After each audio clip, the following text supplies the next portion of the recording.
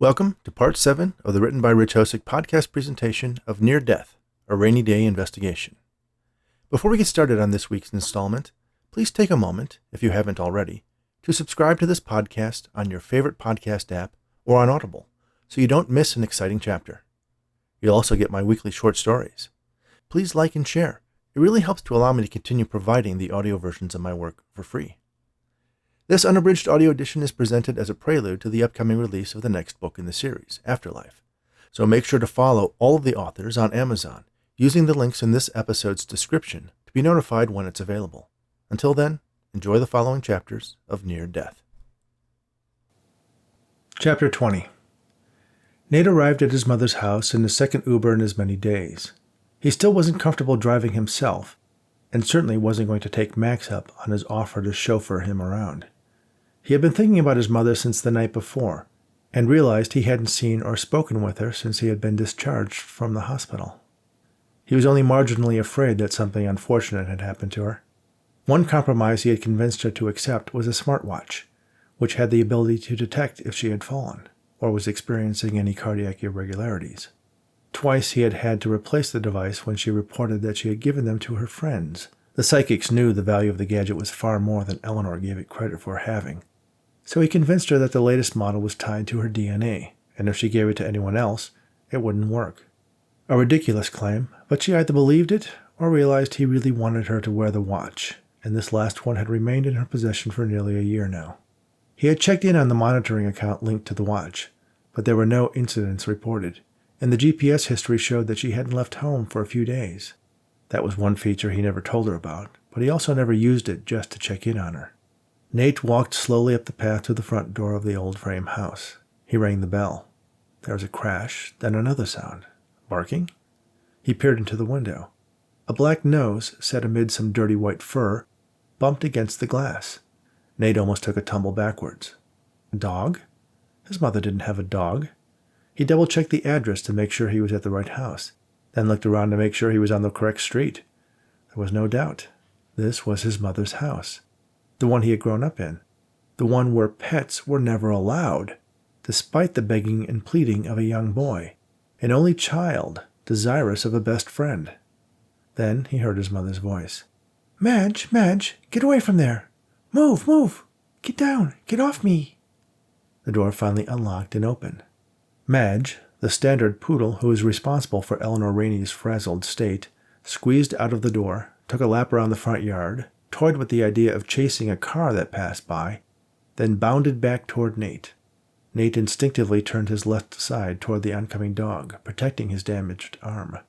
Madge reared up and put her paws on him with a weight he wasn't expecting. Fortunately, she merely pushed him into the house rather than knocking him over. The impact on his injury was painful, but he was more upset that he had allowed himself to be taken by surprise. It was just so unexpected. A dog was the last thing he thought he would find at his mother's house. Nate steadied himself, then shouted a single, stern command. Off. Madge took her paws off of Nate, then set them on the ground and looked up at him. He took a step toward her and said commandingly, Sit. Madge obeyed. Oh my, how did you do that? Eleanor asked. We have dogs on the police force, Mom, Nate told her, leaving out the part where he had briefly dated one of the canine handlers. The better question is, where did she come from? He asked. Well, you remember Beverly Simmons? She broke her hip, and they don't take pets at the facility they moved her into. And, well, she didn't want Madge going to a shelter. So how could I say no? Why didn't you call me? You can't take care of a dog. I thought I could. Beverly said she was such a good girl, but she just doesn't listen to me. Madge whimpered, then started to get up and move toward Nate. Nate shushed her and held up his hand. Madge stopped her whining, sat back down, and lowered her head. Maybe you could take her, Eleanor suggested. Nate looked at his mother with a shocked expression. Oh, now I can have a dog, after asking you and Dad for 12 years? Yes, Eleanor said. I give you permission to have a dog, and here she is. Nate started to say something, but realized that any other course of action would be even more effort on his part. And he did always want a dog.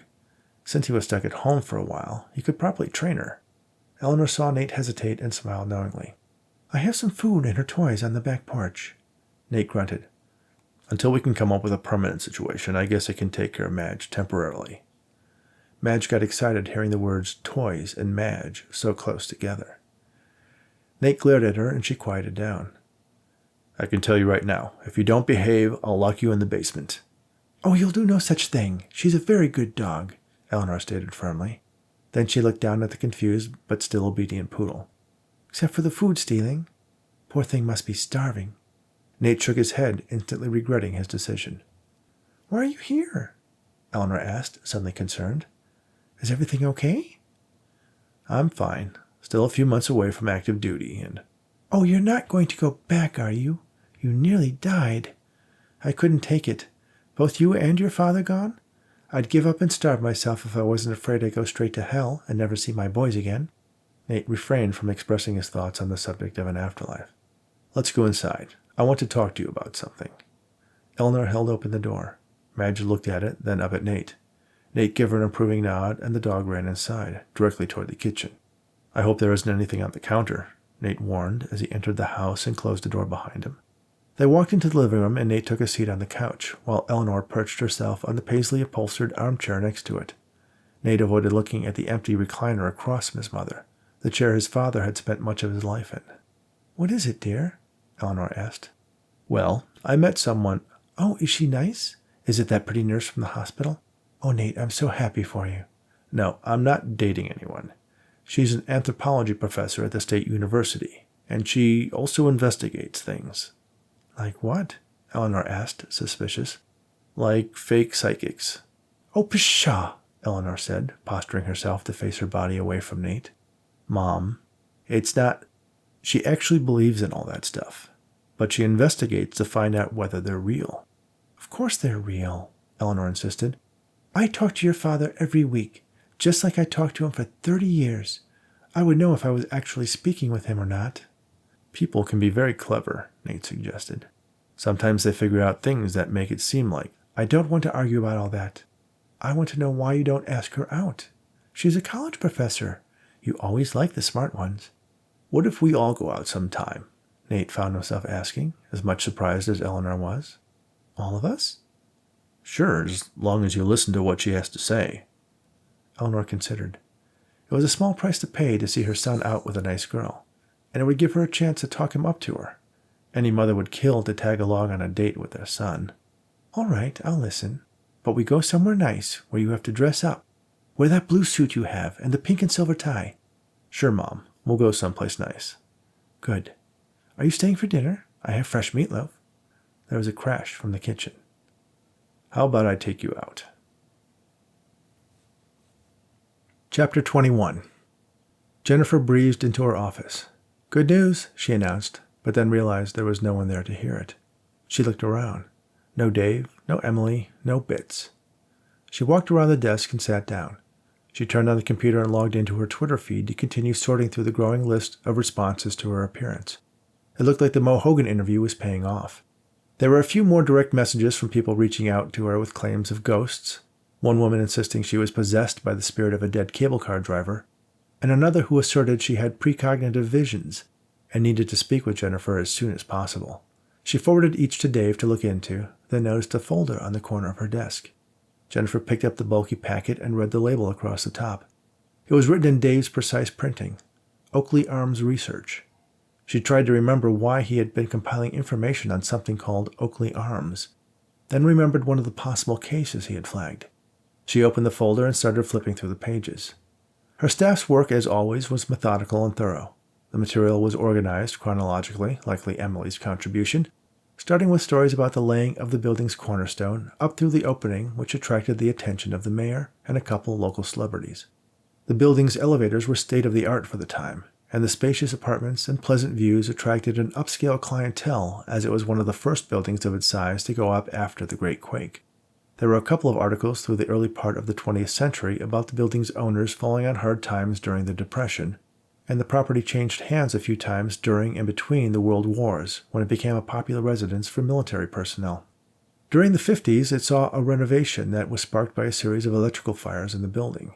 Each one was relatively contained, but the original wiring had never been replaced, and hungry rodents had chewed through much of the cloth-clad wiring, causing blazes that fortunately hadn't killed anyone. The fires did, however, catch the attention of city inspectors who, after decades of either malfeasance or indifference, had no choice but to insist that it be replaced and sprinklers installed. The next time the Oakley Arms made the news was in the 60s. A headline screamed, "Axeman falls to death off Oakley Arms." Jennifer sat down to read this saga in detail. A violent death, actually 2 of them. The axeman's last victim and himself made the old building a strong candidate for a haunting. She read the additional material Dave had included about the axeman's killing spree that left young women across the city racked with fear. For over a year, the serial killer had struck seemingly at random throughout the city, with the only commonality among his victims being that they were all attractive young women living on their own. Jennifer reread the article detailing the axeman's demise. The reporter captured the harrowing moments when the murderer was trapped in the building, driven to the roof, and found dead from a fall onto a neighboring building. And there it was. She couldn't believe it hadn't stood out to her the first time she read it. One of the policemen who found the body was named William Raney, same spelling on the last name as Nate. It was common for police work to be a generational vocation, and she wondered if there was a connection between Officer William Raney and Detective Nate Raney. The elevator opened at the far end of the basement offices. Jennifer looked up from the pages and saw Dave approaching, a sandwich in one hand that he was hungrily eating. "Dr. Daye," he said with a mouthful of tuna salad and a bit of surprise. "Hi, Dave." She held up a folder. "Great work." Dave finished chewing and swallowing before speaking again. "Thanks. Looks like it checks a lot of boxes." "It does. Old building, lots of history, violent deaths, a police officer named Raney." "I was hoping you'd spot that," he said, smiling. "Can you find out if he's any relationship to Nate Raney?" Dave dropped his backpack and fished out a printed page. It showed a graduation ceremony at the police academy, including a young officer, Nathaniel Raney, attended by his great-uncle, Detective William Raney, retired. Jennifer's smile matched Dave's. Chapter 22. Madge jumped up on Nate's bed and started licking his face. It was late morning, but Nate was still exhausted from a restless night, and it took him a moment to return to consciousness and realize what was happening. "Madge," he commanded sternly, "off." Madge pulled back and stared at Nate quizzically. Nate wondered if this dog had received any training at all. Then he remembered that he had left Madge locked in a large wire kennel he had purchased and paid to have delivered and set up the previous night. "Off," he repeated more sharply. Madge backed up half a step, looked down at the carpeted bedroom floor, then back at Nate. Nate nodded his head toward the floor. Madge reluctantly jumped down, and then jumped right back up again. Nate used his good arm to prop himself up to a sitting position and shifted his leg under the covers to nudge Madge to the edge of the bed, the dog trying to maintain her position on the increasingly shrinking sliver of bed between the edge and Nate's leg, until she unceremoniously toppled over and crashed to the floor. She scrambled to her feet and peered up at Nate with sad eyes. "How did you get out of your crate?" he asked rhetorically. Madge looked at him, then turned and trotted away, walked to the other side of the bed, where she hopped up and then curled up on the corner out of Nate's reach. Nate decided to put off any further attempted discipline on his new house guest until after breakfast. He checked his watch and was surprised to see it was already 9:15. The doctor had warned him that the side effects of his medications could include fatigue, but at the same time, he had trouble sleeping. Despite the pain pills, there was always a persistent dull ache in his shoulder, and the headaches that would come in waves. That, coupled with the vivid dreams, left very little time during the night for actual sleep. He found himself turning on a late-night radio talk show and letting it distract him until he couldn't stay awake any longer. Now he could add worrying about what Madge was up to while he was asleep to the list. That notion jolted him to full wakefulness. He made his way downstairs and to the kitchen, where he had left Madge securely locked away, or so he had thought. He stopped and took in a deep breath as he surveyed the mess. The garbage was strewn around, and everything that could be shredded was torn into tiny, wet, smelly pieces. Fortunately, he hadn't left any food out, and she hadn't managed to get into his refrigerator, though there were some scratch marks on the large cabinet that served as his pantry. He inspected the steel wire crate he had left Madge in the previous night. It had a latch that required squeezing 2 handles together to release the door. The door was shut. There didn't appear to be any way she could squeeze her snout between the steel wire, or the gap between the door and the crate. And even if she had somehow undone the latch, how could she have managed to lock it back up again? Nate began replaying the events of the night before, wondering if he had merely dreamed locking up Madge.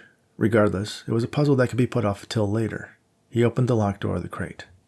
"Madge, breakfast," he called out, gently, hoping to lure her with the promise of food. A few seconds later he heard a thump and the pad of her feet on the carpet, then the click of her nails on the wood floor of the hallway. She poked her head into the kitchen. Nate glared at her, and she bowed her head sheepishly, as if trying to explain it was all out of her control. He stood next to the open kennel, and Madge, head still bowed, trudged slowly to her incarceration as if accepting her sentence. "Just until I get things cleaned up," Nate promised her. "Maybe you need to go for a walk." At the word walk, Madge's ears perked up, and she excitedly turned around in the cage.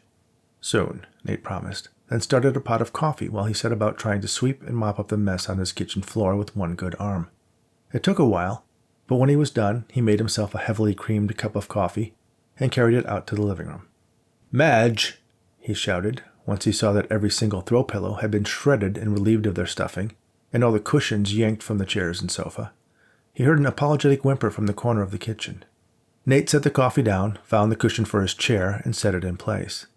He lowered himself into it, forcing his mind to ignore the storm of stuffing blanketing his living room, and took a satisfying sip from his coffee. The doorbell rang.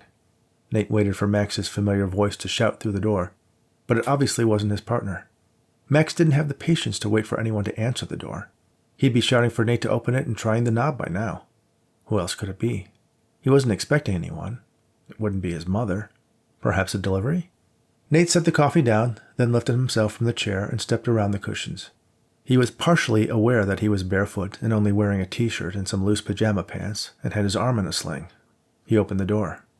"Good morning, Detective Raney," Jennifer Daye said with a smile. Without waiting for Nate to ask, she squeezed by him into the house, then froze when she saw the state of the place. "I'm not sure I want to know," she said, looking to Nate, who was still in a state of shock. "What are you doing here?" Nate asked. "And how do you know where I live?" Jennifer ignored his questions, fished a thick file folder out of her bag, and handed it to him. "I have a case for us." "Us? I never said I would."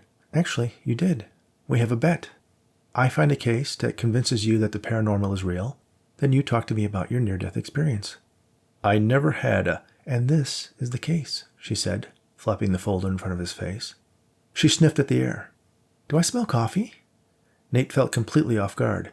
Part of him was embarrassed to let someone into his house with the state Madge had left it in, while another part was embarrassed to have Jennifer see him essentially undressed, with an unknown degree of bedhead. But oddly, he found himself glad to see her. Despite the disaster he had woken up to, her free-spirited personality assured him somehow that it was all good. "Lots of sugar, no cream. I don't know how people can drink coffee with cream in it," she said, as she placed the file on the coffee table next to Nate's cup, filled with an almost white liquid. She smiled in awkward apology. Then she caught something out of the corner of her eye. "Who's this?" she asked. Nate turned and saw Madge standing in the kitchen door. The dog trotted around the minefield of cushions and deflated pillows and sniffed at Jennifer's outstretched hand. She then stepped forward and slipped her head under the hand and allowed Jennifer to scratch her behind the ears. Nate stammered, still in the shock at Jennifer's unexpected entrance and Madge's repeat performance of her escape artist act. "Need to get dressed?" Jennifer suggested. "I thought you might be up by now. I know it's a Saturday, but I didn't take you for one to sleep in." "A lot on my mind lately. Plus the meds are really messing with me," Nate explained, nodding toward the sling. "No worries," Jennifer said, scratching the dog behind its ear with one hand, while reading the tag attached to its collar with the other. "Madge will keep me company. Go make yourself pretty," she teased. Nate grimaced at the comment, but decided the opportunity to get out of this room and into some clothing that made him feel comfortable instead of powerless was the best move for the moment. He grabbed his coffee cup. "The coffee's in the kitchen. Cups are next to the sink. Sugar's on the counter." At least he wasn't going to be corralled into waiting on her as well. "Thanks," Jennifer said, while giving Madge a two-handed neck scruff that made the dog squeeze her eyes shut in delight. Nate left the room. Once he was gone, Jennifer looked down at the poodle. "Did you make this mess? Was this you?" Madge moaned. "It's okay. Let's clean it up for your daddy." Madge looked around as if not quite understanding what Jennifer wanted her to do. "By us, I mean me. You just stay out of trouble for a little while. Can you do that?" Madge answered by jumping up on the chair recently vacated by Nate, as it was the only one with a cushion. Jennifer smiled and started gathering up the stuffing. After a look in the mirror, Nate decided he needed to jump into the shower before any further dealings with Dr. Daye. He had mastered putting on and taking off both t-shirts and dress shirts around his injured shoulder with minimal pain. The steamy warmth from the shower seemed to provide a level of relief from the constant discomfort that his medication couldn't quite reach. He had intended to do just a cursory rinse rather than a full shower, But the momentary bliss supplied by the stream of hot water cascading over her shoulder was too good to rush. Once he was clean and carefully toweled dry, Nate slipped into some chinos and a casual polo shirt. He ran his electric razor over the previous night's stubble, dreading the possibility of a compliment from Jennifer, while at the same time not wanting her to think he was a slob who lived in a house that looked like a war zone. He slipped on some socks and loafers, checked to make sure his hair looked presentable, and walked down the stairs and through the hall to the living room. When he got there, he was somewhat surprised to find it was restored to a respectable state of order. The cushions were all back in place. The empty pillowcases were stacked on one of the chairs, and all the stuffing had been cleaned up and removed. Jennifer and Madge sat on the sofa. The dog rested its head in Jennifer's lap while she scratched behind its ears with one hand and navigated something on her phone with the other. "Thanks, you didn't need to do this," Nate said. "Not at all. Besides, I figured if I did something nice for you, I could guilt you into listening to my proposal and convince you to investigate this case with me." Nate lowered himself gingerly into his chair and glanced at the folder before him on the coffee table. "I think you'll find this one interesting." "Why's that?" Nate asked, unconvinced. "Because it may involve a serial killer from the 60s who was caught by a young police officer named William Raney." Nate shot her a look. "Uncle Bill?" he asked. "Oh, is he related?" Jennifer asked innocently. Nate smirked at her heavy-handed attempt to play dumb. He picked up the folder, laid it in his lap, and opened it up. Jennifer had placed a newspaper article detailing Nate's uncle's role in ending the Axeman's reign of terror at the top of the stack. She sipped at her cup of coffee while she watched him read it. If he was curious, he didn't let on. One by one, he read carefully through the pages of the articles, then the incident report Dave had compiled based on Diane Collins' email and subsequent phone interviews. Once he got to the other historical information about the Oakley Arms, Nate became less careful of his inspection of the documents, reading only the first few paragraphs to see if it was of any relevance and then skimming the rest. Jennifer sat and watched Nate read, while ruffling Madge's curly hair absently, much to the dog's delight. After nearly an hour, Nate closed the folder and set it down. "She has a stalker," Nate declared confidently. "Tell her to call the police." "What are the police going to do about the apparitions in her bathroom, the unexplained cold spots in her apartment, the sounds and disturbances?" "Nothing. It's a job for the building superintendent. There's nothing supernatural about an old building having drafts, or creaking and groaning. As for the ghost she saw, come on, she admitted it was in a steamy bathroom." "Okay, so it's an easy bet then." "It is." "But you have to prove everything you just said to win," Jennifer insisted. "And I get a chance to prove to you that there's something paranormal at work here. It has all the earmarks of an apparition." "And you think the ghost is the lost soul of this Axeman that my great-uncle chased off the roof of her building 60-some years ago?" "Could be," Jennifer said. "Why is that so impossible?" "Because there are no such things as ghosts." Jennifer smiled. "What's so funny?" Nate asked. "We'll see," she answered confidently. "You think just because there's a connection to my Uncle Bill that I'm going to jump at the chance to look into it?" Nate accused. Jennifer shrugged innocently. Nate had to admit he was sincerely curious about looking into something having to do with a case his great-uncle had worked on, and there was that promise of taking his mother to dinner with Dr. Daye he had made. "Tell you what, I'll look into this with you if you do me a favor." "What did you have in mind?" "Dinner." "I thought that was after I lost the bet." "No, I want you to have dinner with my mother and me. I told you, she's been taken advantage of by a lot of psychics in town." "Unfortunately, there are a lot of con artists who thrive on taking advantage of the vulnerable," Jennifer admitted. "So explain that to her. Let her know that she can't trust every storefront palm reader who tells her that my dad wants her to buy them a new iPhone." Jennifer nodded. "I can do that. You do understand that even though I acknowledge there are frauds out there tricking people, I also believe it is possible to communicate with the dead, and I've done it myself." "If you could just convince her to be more careful, and I can't believe I'm saying this, maybe refer her to someone you trust, not to bleed her dry." Jennifer nodded, a serious look on her face. "No problem. I get it. You care about her. And maybe you think you can trust me." Nate considered. "Well, you aren't the typical grifter. Most of them aren't tenured professors at state universities." "Have you seen the job market for anthropology majors these days?" Nate laughed.